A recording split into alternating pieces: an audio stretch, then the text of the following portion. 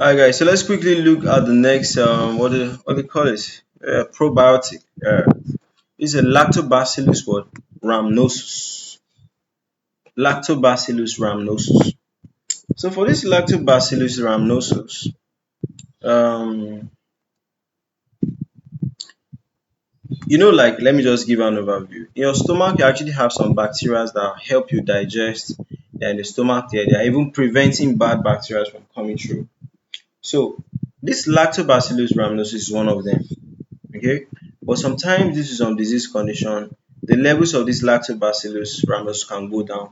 So there are some supplements that can basically what bring the levels back to the normal, right? So can be applied in solving those disease conditions now. So it's actually a probiotic that is usually part of your normal flora of the intestines, particularly in the colon and the lower small intestine.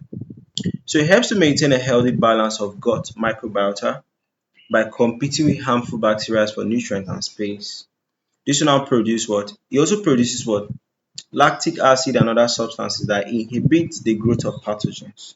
Okay, so it will now enhance gut barrier formation and it will also modulate the immune system.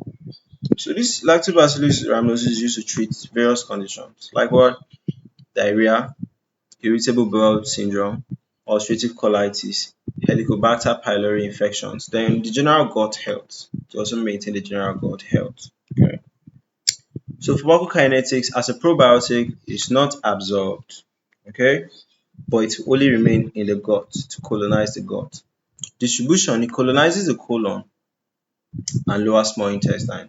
It will now be producing short chain fatty acid like butyrate that will now provide energy for the colonocyte and also has some anti-inflammatory effects. Okay. Excretion is not applicable because the organism is going home in the gut. Okay. So when taking it for the first time, you can expect things like abdominal gas and bloating. Alright. They can also cause infections in immunocompromised people. Alright. I shouldn't use it in people that are hypersensitive to it. Okay.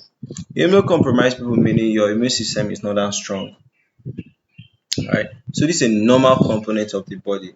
But if your immune system is not that strong, because it is an organism, it cannot start causing problems. Do you understand? There's no regulations on ground. Alright, so that's it for Lactobacillus rhamnosus. Moving to the next probiotic.